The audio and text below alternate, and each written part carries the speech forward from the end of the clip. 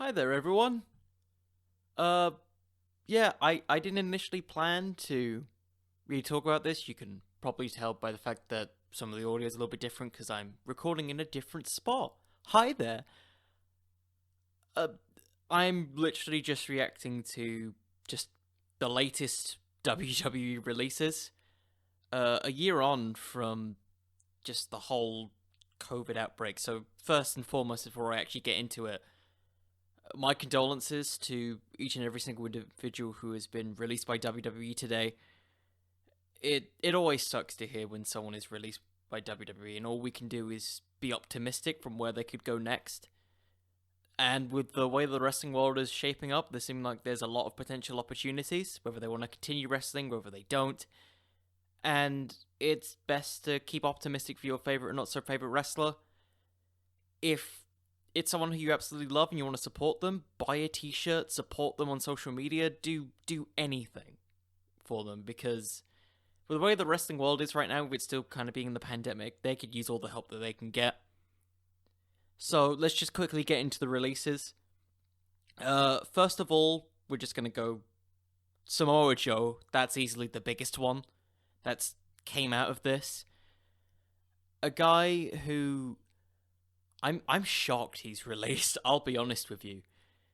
He's one of those guys who, after the big Brock Lesnar feud for the Universal Championship, his brief run with the US title, I honestly felt that he was destined to do big things in the WWE. And it struck me as incredibly odd that for the past year he was a commentator for Raw week after week, and all of this was happening as there were stories coming out. I can't really say I probably have sources. I'm just recalling stuff that I remember hearing on Wrestle Talk potentially. I could be mishearing things. I'm very stupid. That Samoa Joe was attempting to get cleared. Or at least that's what I think was happening. I could be entirely wrong. I don't know wrestling. And I'm still kind of shocked that this is happening. I've literally just gone on here about 2 minutes after checking Twitter to just talk about it. If it's true that he's trying to get back into the ring, I hope that we can see him in a major wrestling company after this. You've got to imagine that New Japan, Ring of Honor, Impact Wrestling, AEW is definitely going to want a guy like Samoa Joe. Main event quality talent, fantastic promo. Of all things in WWE, it showed his overall rounding nature. Not rounding nature, Jesus. His just ability to adapt to any situation on any point on the card. Any company would want to have a guy like Samoa Joe on their roster. And it blows my mind that he's one of the few people who have currently been released by WWE. There could be more people who are currently updated right now, but as of right now, we have Samoa Joe. The next person that I'll talk about, Chelsea Green, which Chelsea Green's an interesting one because she is currently, I believe, engaged to Matt Cardona, WWE names. That's a big one. You gotta imagine Chelsea Green would have a lot of interest to potentially go to AEW or Impact Wrestling. I imagine Impact Wrestling would want her. And also just because of current stuff with Matt Cardona and Impact Wrestling, which is, I believe it's a per appearance basis. I could be entirely wrong. But I guess this is kind of a surprise, kind of not. Just based off her activity. Like, apparently, I say apparently, but I don't really know. I believe she's been cleared for several months, if I'm misremembering things. I know that she got injured before Survivor Series, and we haven't seen her on TV since. So that's a surprising loss. But to be fair, she wasn't really featured much on NXT, and she wasn't really featured much on the main roster itself. So I'm very curious to see where Chelsea Green goes next. Tucker has also been released, of Heavy Machinery fame. He was, to be honest, completely derailed by the Heavy Machinery breakup. I'm curious where Tucker will go, and if there's any going to be like a degree of reinvention, kind of like No Way Jose the year before. That's always a possibility. Maybe he'll spend more time in other like companies like Sawyer Fulton, like who was originally released by NXT and then became Madman Fulton. You never know. Kalisto has also been released. Uh, a guy who I remember when he was first called up to the main roster was described as being potentially the next big Latin star, if you guys can remember that. And he had this big run with the US title by beating Del Rio, which was... It was at first with the shocking pin. I think it was something that people wanted, and then they kept trading the belts until Kalisto dropped the title to Rusev. He then had this very brief run for the Cruiserweight title, and then he eventually won it, then quickly lost it back to Enzo Amore. And then he formed Lucha House Party, which, honestly, for a while, being stuck in 205 Live, not many people were really seeing Kalisto. He did get a couple lucky wins before that with Braun Strowman, stuff like that. And honestly, it's such a shame, considering how talented Kalisto is as a wrestler. Like, we all joke about the promo he cut on on the first WWE draft in 2016. It was like, lucha things. But he is a absolutely fantastic wrestler, and you can't take that away from him. And I imagine that New Japan would want a guy like Kalisto in their juniors division. Even Ring of Honor, potentially, for... I'm trying to remember Rush's faction name, and I'm really sorry if I'm botching this. Los Ingobernables de Falcion? I believe it's that, because Rush was initially someone from Los Ingobernables de Japón, all these other things. Yeah, really surprised about that. Another person who I'm surprised about, Bo Dallas, released, which, wow, that's a... Man, I look back at Bo Dallas, and I admit, when I started getting to NXT, it was right after the Bo Leave gimmick started, or at least once his run with the NXT title ended. And I went back and watched a bunch of his old NXT stuff, and I was thinking, what a missed opportunity when WWE brought up Bo Dallas. Like, such a... I want to say mid-card gimmick, but such a fun mid-card gimmick. You know, one that had, like, a lot of legs to it? Like, the undefeated streak early on, when it just started happening, you just saw him, like, running around the crowd, being like, I did it! Woo, you all gotta Bo Leave!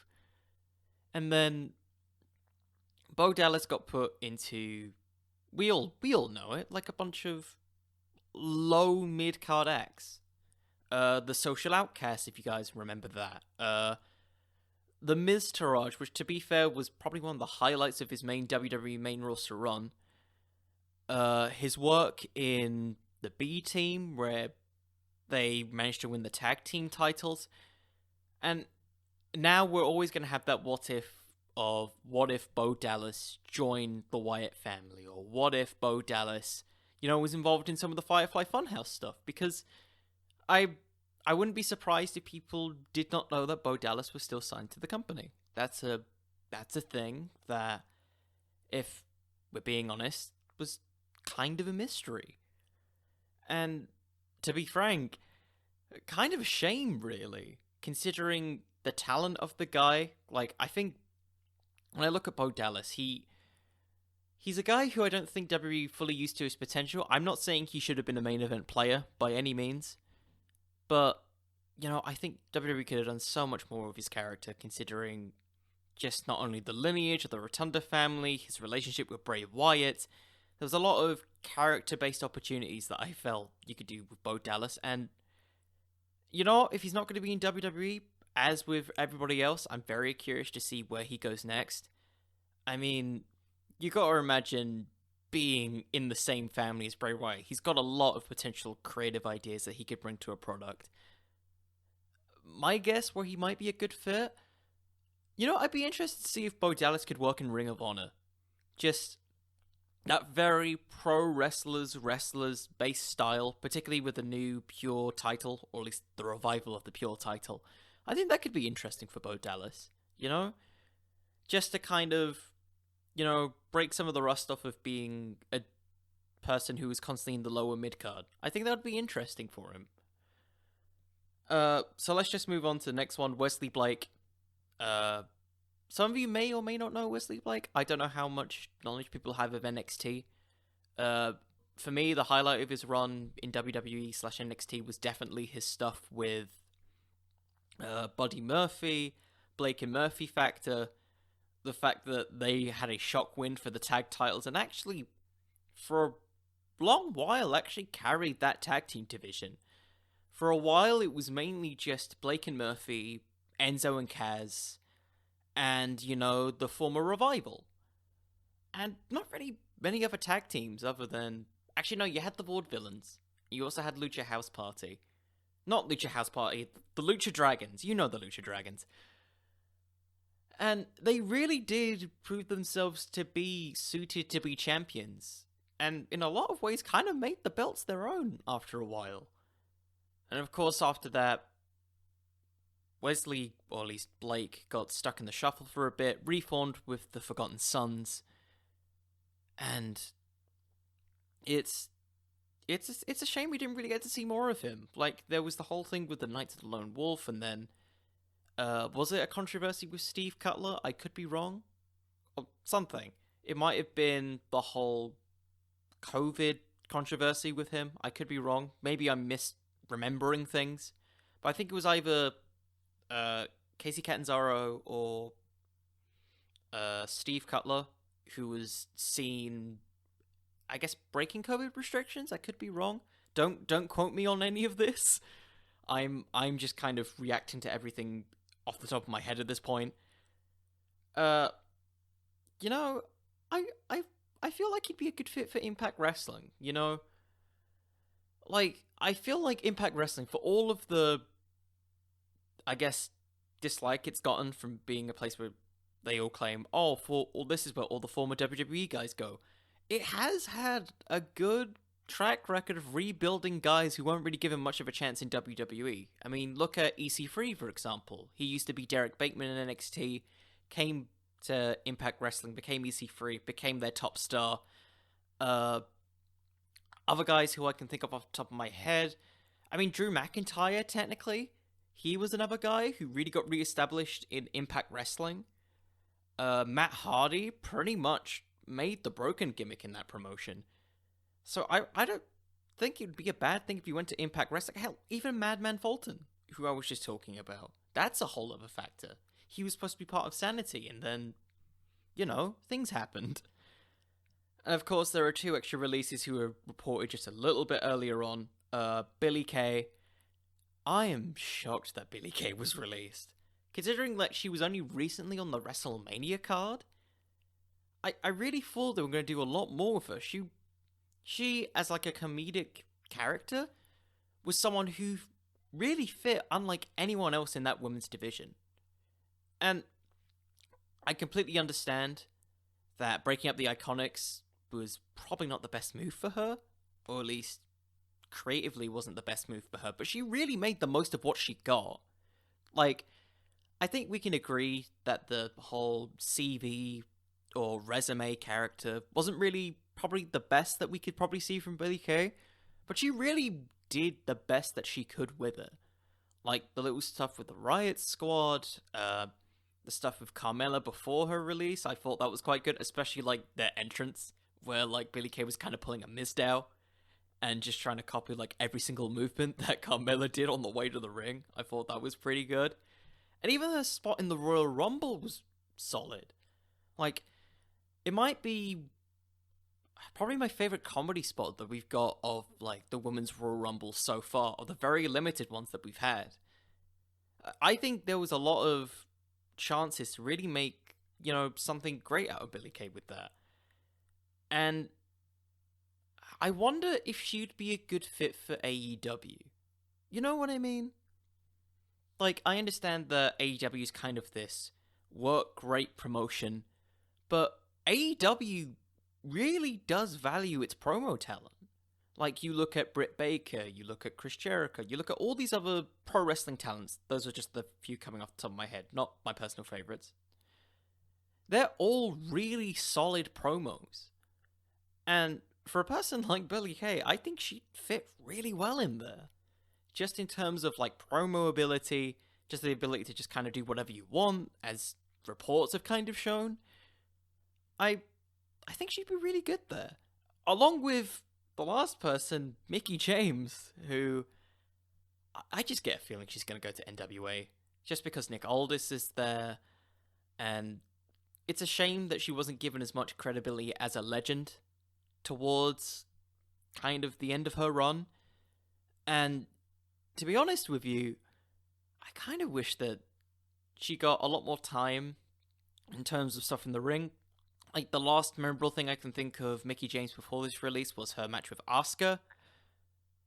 Just, oh, such a shame what happened there. And I don't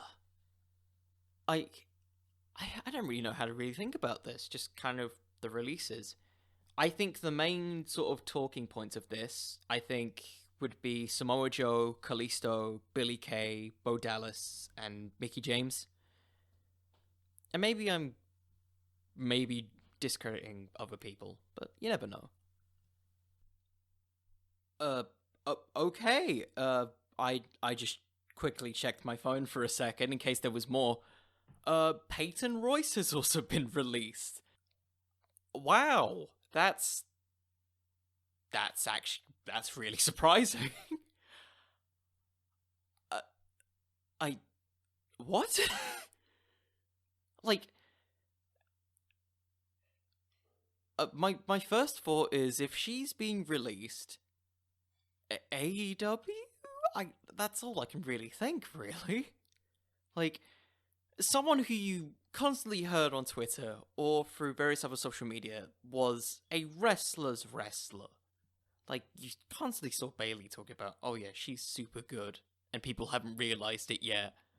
Or literally her promo on Raw Talk, where she finally got another opportunity before WrestleMania. That's kind of shocking. Just looking at it all. And man, there's so many. I don't know why, but I think this is more of a surprising set of releases to me than, I guess, last year's. Just because there's a lot of potential big names who can come out of these sets of releases into kind of this new landscape of pro wrestling. Of course, it absolutely sucks that people have been released, and under no circumstances should anyone wish upon that. But the opportunities that it could potentially create for these people are, fantastic. Because with the way that wrestling's evolved, it's possible to make a substantial living just by being independent or working with other big promotions. And the main takeaway that I can get from this is just, it absolutely sucks, as it always does when you have to hear about releases. But it's always just, there's always a silver lining to this type of stuff.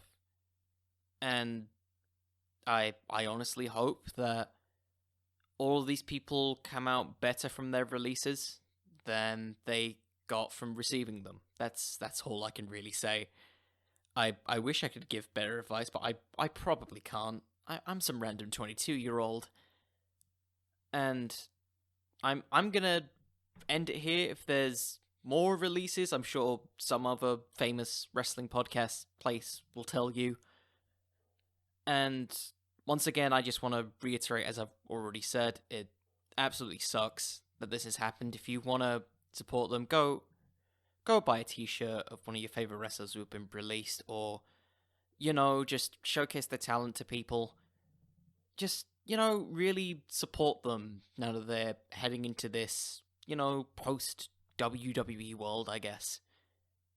And with that, I hope all of you have a lovely day. Support independent wrestling, support these amazing individuals who, risk their bodies and time and effort to do the things that we all personally enjoy, and why some of us got into podcasting or just talking about wrestling. And with that, I hope all of you have a lovely day. And remember, everyone, wrestling could always use just a little bit more fiction. Support them. Be kind to each other. Have a good day, everyone.